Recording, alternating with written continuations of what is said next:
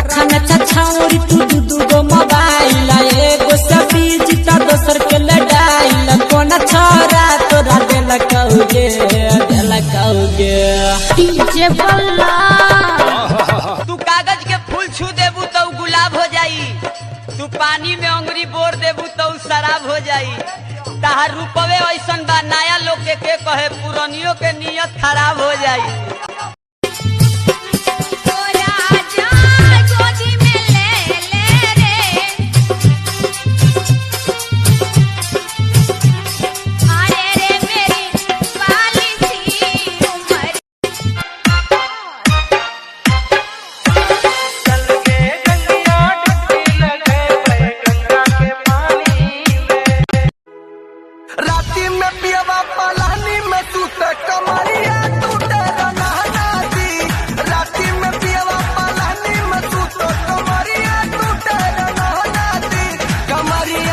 आइल बंगाल से बाहरने के चाल हो कमर हिला के तो कहरत बवाल हो देखो एक गोरे गोरे गाल हो।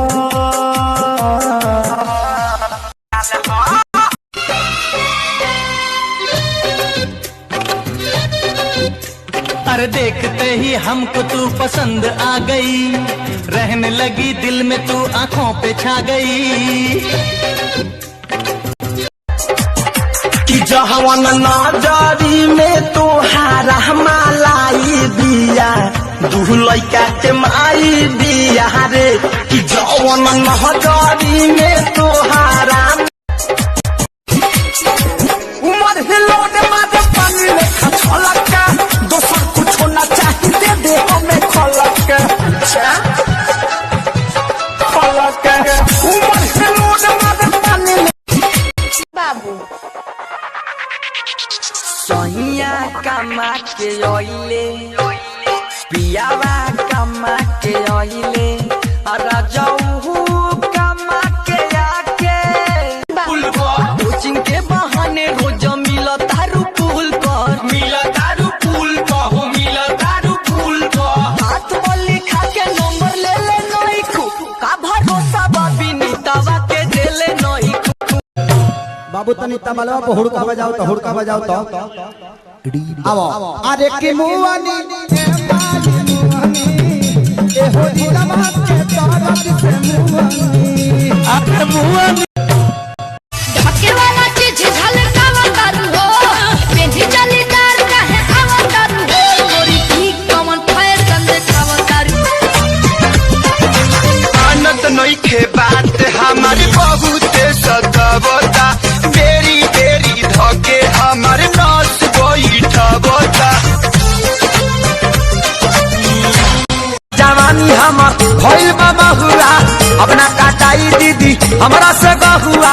पथे कलाई हमर चोर न धराता रे मुठी दीदी रे बड़ा गड़ता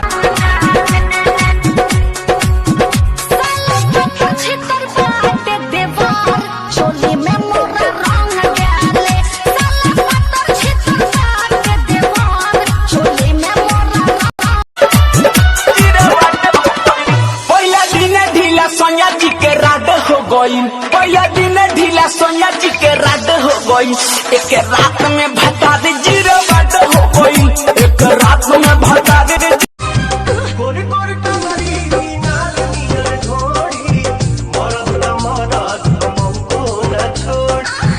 आ पहले राती पियावा जब भीरी तोहरा गईल हमके बतावा बात का भई बलब बरत रहे हो बलब बरत रहे दिलवा में धोसन पानी रहुआ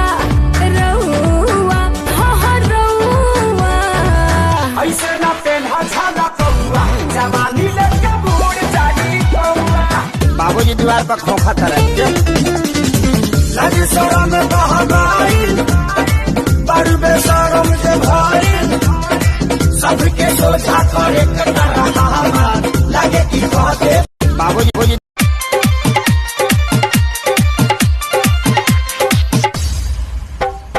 कमर हिलावेलू तो हिलेला ऊपर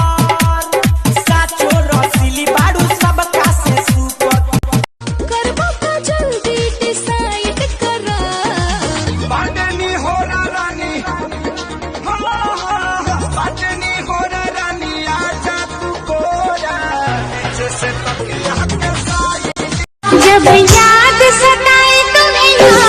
हमारी गलियां